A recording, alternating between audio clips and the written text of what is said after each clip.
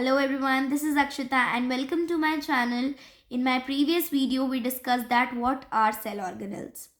Now let us discuss our first cell organelle, which is endoplasmic reticulum.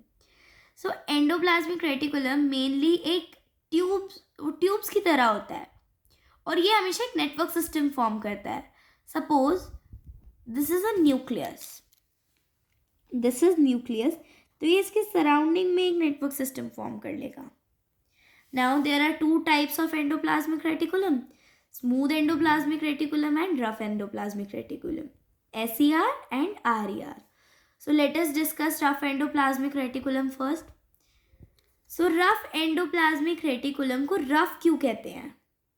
Rough endoplasmic reticulum को rough इसीलिए कहा जाता है क्योंकि जब हम इसे एक माइक्रोस्कोप के अंडर में ऑब्जर्व करते हैं तो ये बहुत ही रफ दिखता है. और वो रफ इसीलिए दिखता है क्योंकि इसके सरफेस में राइबोसोम्स अटैच्ड होते हैं. अब राइबोसोम्स क्या होते हैं? राइबोसोम्स प्रोटीन्स के मैन्युफैक्चरर होते हैं.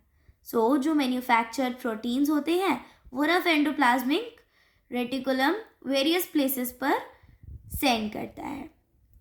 सो what is the role of rough endoplasmic reticulum?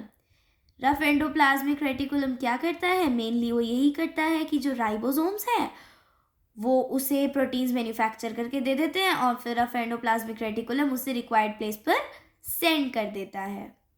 Now let us know that what is smooth endoplasmic reticulum. So smooth endoplasmic reticulum is the manufacturer of lipids और fat molecules. ये lipids को बनाता है. अब जैसे कि हमने स्टार्टिंग में ही पढ़ा था कि सेल मेम्ब्रेन दो चीज़ों से मिलकर बनता है. First one is protein and second one is lipids. So कुछ प्रोटीन्स और लिपिड्स जो कि एंडोप्लाज्मिक रेटिकुलम के थ्रू बनाए गए हैं वो मिलकर एक सेल मेम्ब्रेन फॉर्म करते हैं. सो इस प्रोसेस को मेम्ब्रेन बायोजेनेसिस कहते हैं. जब प्रोटीन्स और लिपिड्स जो कि एंडोप्लाज्मिक रेटिकुलम के थ्रू बनाए गए हैं मिलकर एक सेल मेम्ब्रेन फॉर्म करते हैं उसे मेम्ब्रेन बायोजेनेसिस कहते हैं.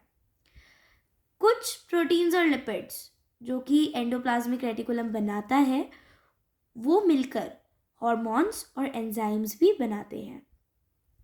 यहाँ तक कि स्मूथ एंडोप्लाज्मिक रेटिकुलम एक बहुत ही इम्पॉर्टेंट रोल प्ले करता है काफ़ी सारे पॉइजन्स और ड्रग्स को डिटॉक्सिफाई करने में. नाउ अभी तक हमने जो भी पढ़ा सो उससे हमें मेन फंक्शन पता लगा है एंडोप्लाज्मिक रेटिकुलम का और वो ये है कि ये चैनल्स की तरह वर्क करता है. इसके अंदर जो भी प्रोडक्ट फॉर्म होता है ये उसको रिक्वायर्ड प्लेस पर सेंड करता है. So this was endoplasmic reticulum. Now let us move on lysosomes. So lysosomes कुछ इस तरीके के होते हैं और इनके अंदर डाइजेस्टिव एंजाइम्स फिल्ड होते हैं. अब ये डाइजेस्टिव एंजाइम्स क्यों फिल्ड होते हैं? सबसे पहले हम जानते हैं कि लाइसोसोम्स एक्चुअल में होते क्या हैं, तब हम जानेंगे कि डाइजेस्टिव एंजाइम्स इसमें क्यों फिल्ड होते हैं. सो लाइसोसोम्स ना जैसे हमारे घर में एक डस्टबिन होता है उसी तरीके से ये सेल के डस्टबिन होते हैं. जो भी इम्प्योरिटीज सेल के अंदर होती हैं या फिर वेस्ट होता है ये उसको डाइजेस्ट कर लेते हैं और उसको डाइजेस्ट करने में इनको हेल्प करते हैं इनके अंदर जो डाइजेस्टिव एंजाइम्स फिल्ड होते हैं.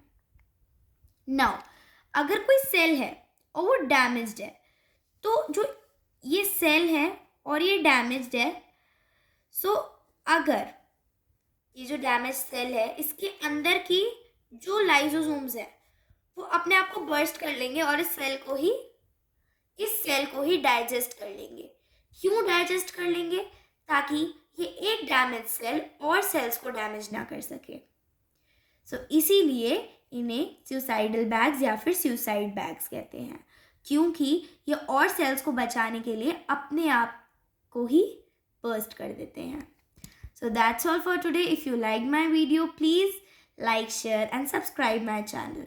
Thank you.